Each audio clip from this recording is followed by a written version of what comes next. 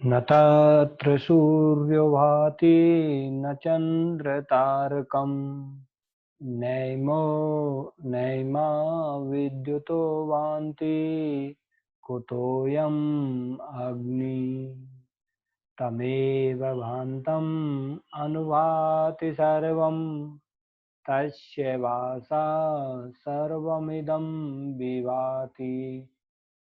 परम आदरणीय सभी गुरुजनों को नमस्कार। प्यारे छात्रों, पूर्व की वीडियोज में आप देख चुके हैं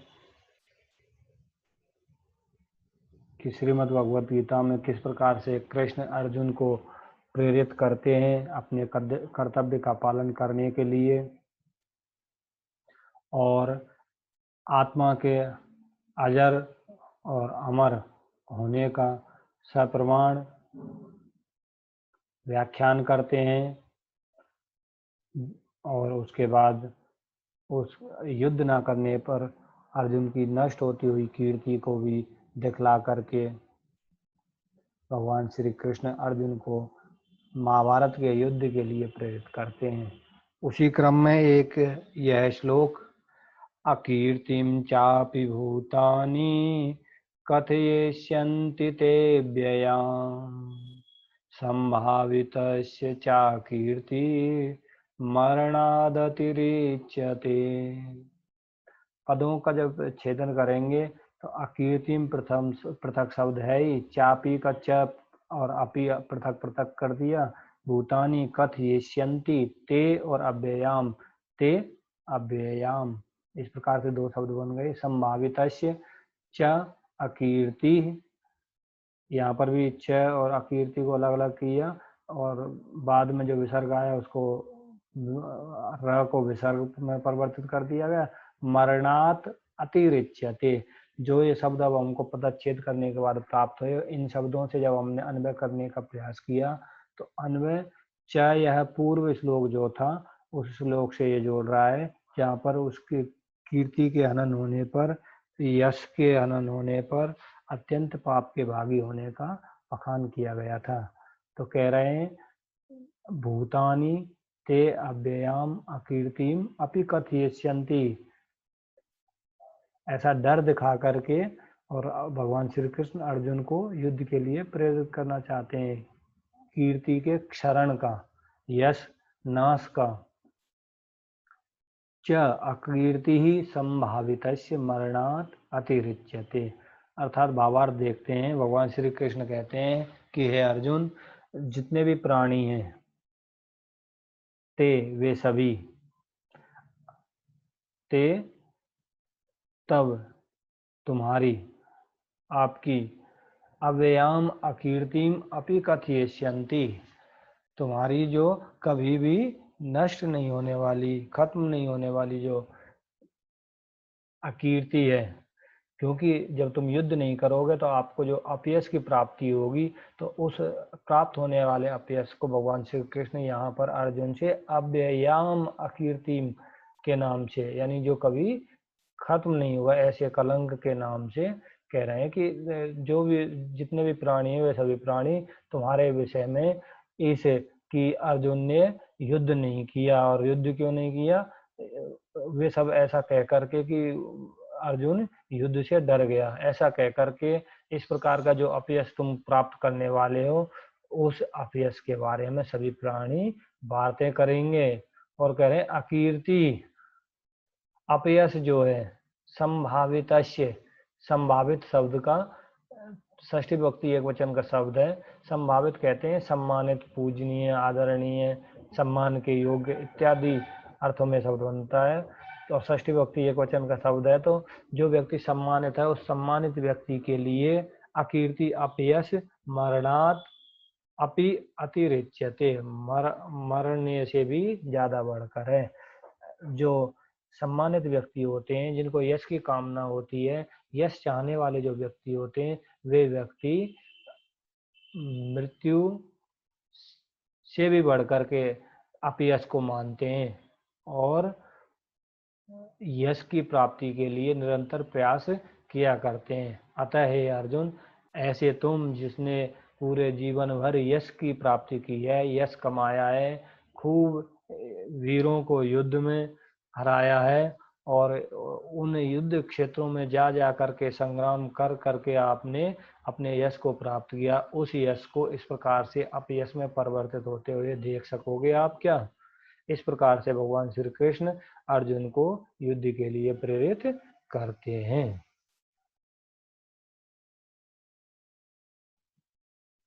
और आगे कहते हैं, हतो वा प्राप्स्यसि स्वर्गम जित्वा वा भोक्ष्यसे महीम् तस्माद् उत्तिष्ठ कौन्तेय युद्धाय कृतनिश्चय। पदों को जब आप पृथक पृथक करते हैं, पहला पद हतः वा प्राप्स्यसि स्वर्गम जित्वा वा भोक्ष्यसे महीम्, तस्माद् उत्तिष्ठ को पृथक पृथक किया तो तस्मात् उत्तिष्ठ, और सभी शब्द पृथक पृथक हैं। कौन्तेय युद्धाय कृतनिश्चय, ये पद जब हमको प्राप्त हो गए तो इन पदों से हमने अन्वय किया, और अन्वय किया तो वाह शब्द आया है पहले वाले जो कथन कह दिए उन कथनों को, अगर तुम नहीं मानते हो तब। हतः कहते हैं युद्ध के लिए कहने के बाद कि हतः स्वर्गम प्राप्स्यसि व जित्वा महीम भोक्ष्यसे। युद्ध में दो ही संभावनाएं होती हैं, या तो तुम मारे जाओगे और मारे नहीं जाओगे, जीतोगे। इतनी पराकाष्ठा तक, अंतिम स्थिति तक युद्ध किया जाता था हमारे पूर्वजों के द्वारा। तो भगवान श्री कृष्ण अर्जुन से कह रहे हैं कि हे अर्जुन, यदि हतः कृत प्रत्यांत शब्द है, अगर तुम मारे गए युद्ध में, यदि तुम मारे गए तो तुम हो क्षत्रिय और धर्म के लिए युद्ध कर रहे हो, तो धर्म के लिए युद्ध करते हो यदि आप मारे गए तो तुमको स्वर्गम प्राप्स्यसि, स्वर्ग की प्राप्ति होगी। अथवा जित्वा महीम भोक्ष्यसे, यदि तुम इसे धर्म युद्ध में भाग ले रहे हो और धर्म के लिए, धर्म के पक्ष में लड़ते हुए तुमने विजय प्राप्त की, तो महीम भोक्ष्यसे, इस पृथ्वी का भोग करोगे, इस पृथ्वी पर राज करोगे। तस्मात् कौन्तेय युद्धाय कृत निश्चय उत्तिष्ठ, इसलिए हे कौन्तेय, हे कुंती पुत्र अर्जुन, तुम युद्ध के लिए कृत निश्चय करके उत्तिष्ठ, खड़े हो जाइए। अर्थात हे अर्जुन, यदि तुमने विजय प्राप्त की तो पृथ्वी पर राज करोगे, और अगर आप युद्ध में मारे गए तो स्वर्ग को प्राप्त करोगे, क्योंकि तुम धर्म के पक्ष में रह करके, सत्य के पक्ष में रह करके युद्ध कर रहे हो। इसलिए तुम निश्चय करो कि मुझे युद्ध करना है, और युद्ध करने के लिए निश्चय करके खड़े हो जाइए, और खड़े होकर के युद्ध प्रारंभ कर दीजिए। इस प्रकार से भगवान श्री कृष्ण अर्जुन को अपने विभिन्न कथनों के माध्यम से प्रेरित कर रहे हैं। आगे देखते हैं, सुखे दुखे समे कृत्वा लाभालाभौ जयाजयौ ततो युद्धाय युज्यस्व नैवं पापमवाप्स्यसि। यहाँ पर द्वंद्व समास का के कई पद आए हैं। सुख दुखे समय कृत्वा लाभालाभौ जयाजयौ ततः युद्धाय युज्यस्व न एवं पापम अवाप्स्यसि। इन्हीं पदों को जब हमने अन्वय करना प्रारंभ किया तो सुख दुखे लाभालाभौ जयाजयौ समय कृत्वा समान करके, ततः युद्धाय युज्यस्व युद्ध के लिए युद्ध करो, एवं त्वाम पापम न वाप्स्यसि।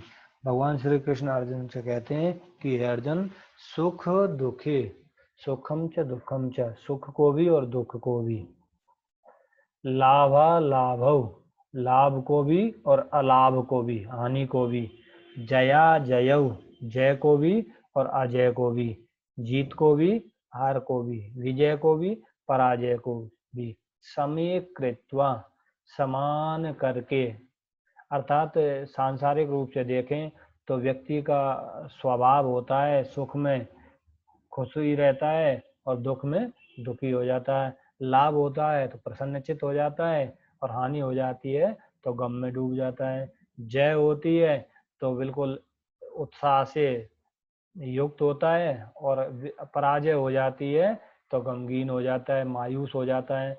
लेकिन यहाँ पर भगवान श्री कृष्ण कहते हैं कि हे अर्जुन, सुख और दुख में, लाभ और हानि में, जय और पराजय में, सभी परिस्थितियों में अपने इस आत्मा को समीकृत्वा समान करके, सुख में सुखी ना हो, दुख में दुखी ना हो, लाभ में ज्यादा प्रसन्नचित ना हो और हानि में अप्रसन्न चित न हो, इस प्रकार की समान स्थिति करके और तुम क्या करो, इस प्रकार के जो विचार हैं, लाभ होगा क्या हानि होगी, जय होगी क्या पराजय होगी, सुख होगा सुख मिलेगा या दुख मिलेगा, उन सभी को छोड़ दो और उनको छोड़ करके तुम केवल युद्धाय युज्यस्व, युद्ध के लिए ही युद्ध करो। इस प्रकार से अगर तुम युद्ध करते हो तो पापम न अवाप्स्यसि, पाप को प्राप्त नहीं करोगे, तुमको कोई भी इस प्रकार की पीड़ा कष्ट संकट का सामना नहीं करना पड़ेगा। जो आप ये सोच रहे हो कि इस युद्ध में तो बड़ा क्षति होने वाली है, बहुत नुकसान होने वाला है, तो वो होने वाले नुकसान का पाप आपको नहीं लगेगा। क्यों? क्योंकि आप तो धर्म के पक्ष में रह करके, सत्य के पक्ष में रह करके लड़ाई कर रहे हो। अतः हे अर्जुन, तुम युद्ध के लिए निश्चय करके और युद्ध करो। आगे देखते हैं। अब यहाँ तक सांख्य में जिस प्रकार से आत्मा परमा और शरीर का विवेचन है, उस विवेचन को हमारे सामने भगवान श्री कृष्ण ने अर्जुन के लिए उपदेश देते हुए प्रकट कर दिया है।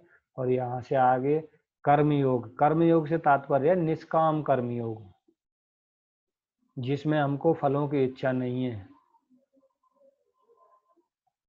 और वे कर्म निरर्थक भी नहीं है, सार्थक तो हैं लेकिन कामना युक्त नहीं है। इस प्रकार के कर्मों के स्वरूप का निरूपण करने जा रहे हैं।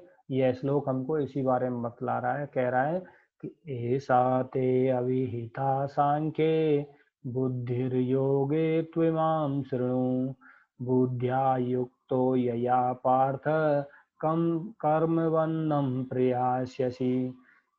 प्राय पद अलग अलग हैं, फिर भी देख लेते हैं। ऐसा ते अभिहिता सांख्ये बुद्धि योगे तो इमाम शृणु, बुद्ध्या युक्तो युक्तः यया पार्थ संबोधन में कर्म बंधम प्रयास्यसि। जब इसका हमने अन्वय किया तो पार्थ ऐसा बुद्धि ते सांख्य अभिहिता, अभिहिता कथिता कही गई, बतलाया गया।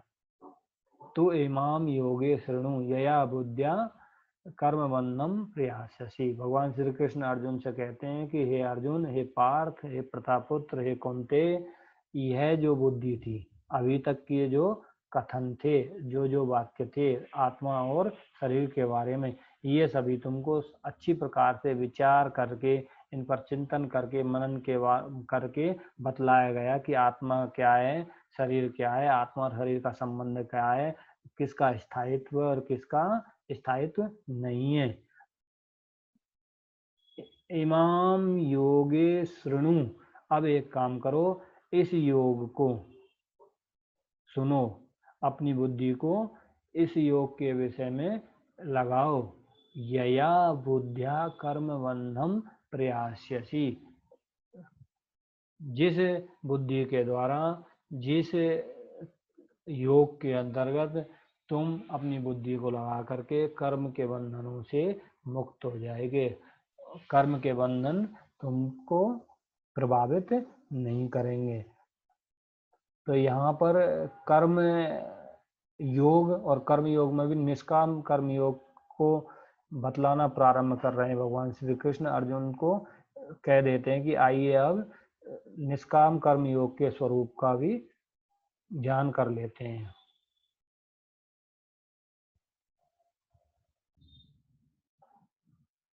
निष्काम कर्मयोग के स्वरूप का उद्घाटन करते हुए भगवान श्री कृष्ण कहते हैं, नेहा विक्रम नाशोस्ति प्रत्यवातो न विद्यते स्वल्पमप्यस्य धर्मस्य त्रायते महतो भयात्। न इह गुण संधि को तोड़ा, उसके बाद अभिक्रम नाशः सवर्ण दीर्घ संधि, उसको पद को पृथक किया, असति विसर्ग हो गया विक्रम नाशम और अस्थि आ गया बाद में। प्रत्यवातो के ओ को विसर्ग हो गया, मूल स्वरूप में आए तो विच्छेद किया तो न विद्यते। स्वल्पम अपि यह को ई हो गया, यण संधि का तोड़ कर दिया। अस्य धर्मस्य त्रायते महतः भयात् पंचमी विभक्ति भय का विशेषण।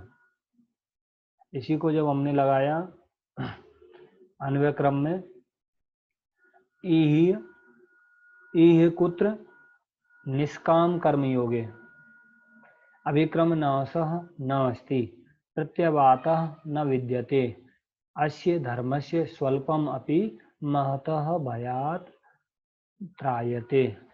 सांख्य योग का उपदेश देने के बाद जब भगवान श्री कृष्ण अर्जुन को निष्काम कर्म योग का उपदेश देते हैं तो निष्काम कर्म योग के बारे में बतलाते हुए कहते हैं कि हे अर्जुन, हे कौन्तेय, यह इस स्थान पर इस निष्काम कर्म योग में अभिक्रम नाशः नास्ति।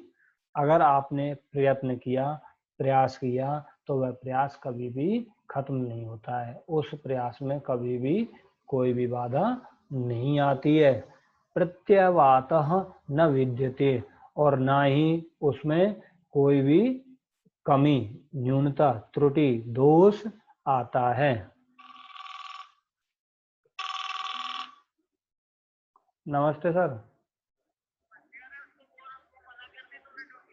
ड्यूटी के लिए तो मैंने नहीं